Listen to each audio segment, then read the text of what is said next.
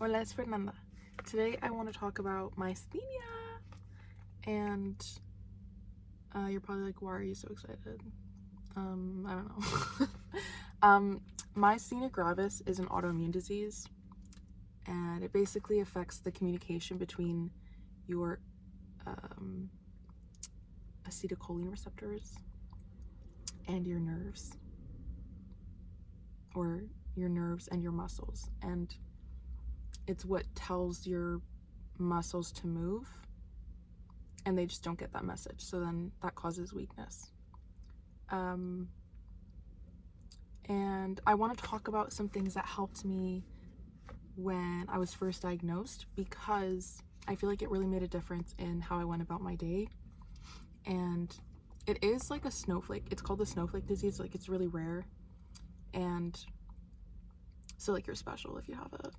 But yeah, I started doing a lot of research. I started listening to a lot of podcasts and stuff.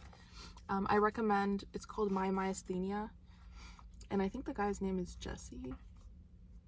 And it was just really helpful to listen to someone else going through similar things as me.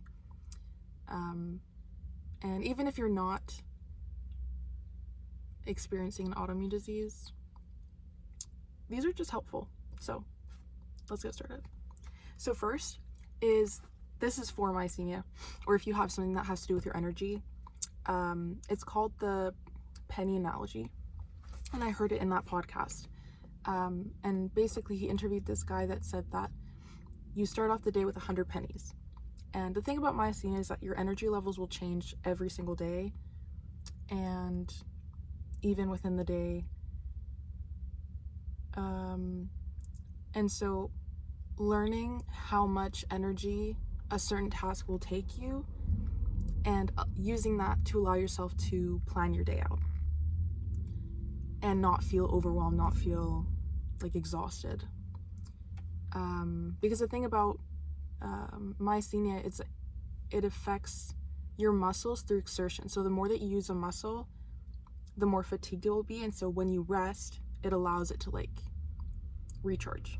So with that, let's say that you start off with 100 pennies, okay? And on this day, you feel like a 2 with your energy. So vacuuming might take up 50 pennies. Therefore, you only have 50 pennies for the rest of your day. So then you shouldn't be making plans to go on like a huge hike that day. And the same can go for like maybe putting the dishes away will take you 20 pennies, but putting them into the dishwasher will take you 5. So you can negotiate with whoever you live with, if you live with people, and be like, let me do the other one, you know? Or even mentally, like sometimes, and maybe not mentally, but like having a conversation. Like I've had times when I was first diagnosed where I'd be talking with someone, and then my mouth, or like my jaw would feel tired, my lips would feel fatigued, and even just talking, trying to pronounce certain letters and sounds would make me feel tired than just not talking and just like being a part of the crowd, but like, you know? So yeah, just use your own discernment and really listen to your body. And I think that that's why I feel really grateful for myasthenia, is because it's helped me to feel connected to myself and really listen. Because you're kind of just doing yourself dirty if you don't listen to your body in this scenario. And the more that you listen to your body and just rest, the more energized you'll feel, and the better you'll feel. The second one is walking outside.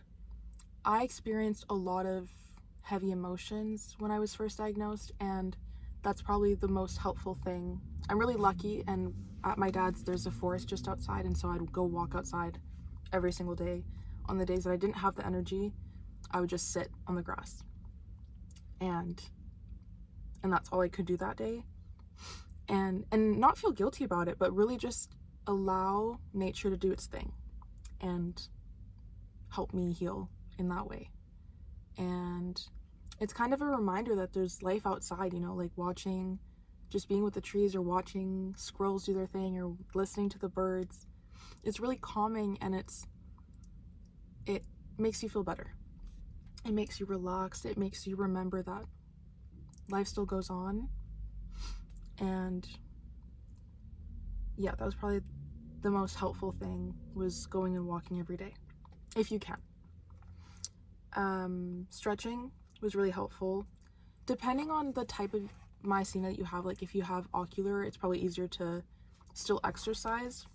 If you have generalized, then it's a little bit harder, but it did help to strength train once I had the proper medication and treatment, because you're building up muscle so that when you do feel weakness, it's easier to still hold yourself up and, you know, lift yourself up from things. So starting to exercise in whatever capacity you can, and stretching especially, because there's a lot of tension that builds up. And so if you can release that through stretching, sometimes that was like a whole workout for me. Like that took 80 pennies, but it was helpful and it made me feel better. And then I could sleep way better. If you've gotten into contact with, or like been connected to a neurologist or a doctor, the medication really helped me. I was put on prednisone and azathioprine, and I did some IVIG as well. And the prednisone for sure helped. There's lots of side effects, or I experienced lots of side effects, but it really helped once we got past that. And same with the azathioprine, that one's kind of was to replace the IVIG that I was on. IVIG was probably most helpful, but it depends on where you live and if it's covered and stuff. So if you're open to it, like it was a good bridge for me when I was first diagnosed. I did an elimination diet, and I actually found that it did help, especially when I didn't have the medication. So I cut out everything. I cut out gluten, dairy, soy, alcohol, weed. Like I wasn't smoking for a bit. And it was interesting, like especially the gluten. I don't know why. And then once I got on the medication, I could kind of start introducing more things. But really pay attention to like not causing your body more stress. So if you're intolerant to dairy, don't eat dairy. And the thing with alcohol too, it felt like anything that was too relaxing would cause weakness. So whether that's even like I tried using CBD with no THC, and it caused weakness because I was so relaxed. And same thing with alcohol. Alcohol caused me weakness, so I stayed away from that for like a couple of years. The heat will affect you, so be mindful about that and try to find shade if you want. Like, and I know it sucks because at least here in BC, like you only get the sun for so long. However, it will make you more fatigued, and just make sure that if you want to go out with your friends and go to the beach or the park or something, that you have a little shade somewhere that you can go to easily, because it will cause weakness. And same with like having some cold water with you, or anything that will just help to cool your body down can be really helpful. Learning to calm and reduce stress. So for me, that looks like journaling a lot, going to therapy, any resources that will help you to feel calm. If you want to do little meditations, I used to do these ones on just like on Spotify, I think. It's like 10 minutes just to release and calm down and practice gratitude, or just refocus your energy from whatever is stressing you out, because already like the myasthenia is going to be overwhelming. I feel that. I understand. And if you can take away from that and help to refocus your energy somewhere else, or just help to release whatever way that's stressing you out, it's going to be really helpful.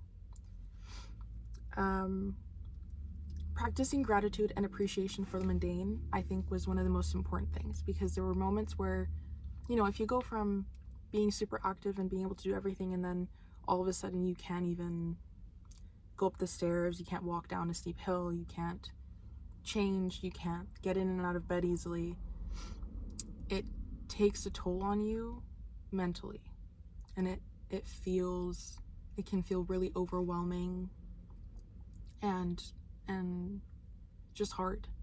And I found that taking my attention off of that and all these things that I can't do anymore, and just trying to appreciate the things that I did have, like I could breathe, my heart was still beating. I loved drinking my coffee outside in the morning. And I just started to refocus my energy. Like, obviously there were things that I couldn't change. I couldn't change a lot of the things that I was able to do with my body, but instead of like being stuck on that and saying like, oh my god, this is so inconvenient and annoying and whatever, I just got over it. You know what? Right now, it's not that possible to do these things. However, I can do these things and let me enjoy them. I started painting a lot. I had a lot of downtime because I couldn't really work, so I took that to my advantage and just enjoyed that. I enjoyed being near my family and just the small things. And also, I think it's important to not isolate, because I know that it can be really isolating when you're the only one going through something like that, when everyone around you can still do all these things, or it can feel like, you don't really have anything else to bring. You're just kind of going through the same thing, going through constant doctor's appointments and treatment plans, and it's difficult. But it's really important to keep connections close to you and have people that bring out the side of you that reminds you who you are, and that make you feel like a kid, that make you laugh really hard, that make you just forget about what's happening in your life, and you can just be so present with them. And just remember that it's temporary. I think that's the most important thing. If you're gonna take anything from this, it's temporary. Sometimes it's gonna suck, and I won't lie to you, but it's not gonna be like that forever. And it's just really important to ground in that, because there are moments where it's gonna feel like this is just never gonna go away. But it will. I can run now. I can hike. I can go surfing. There was a point in time that I couldn't, and now I can. So if there's hope for me, there's hope for you. And just take it easy on yourself. Listen to your body, and just be patient. And think about, like, maybe what can I learn from this? What is this bringing me? So, yeah, I hope this was helpful. I hope you enjoyed, and I'll see you in the next one.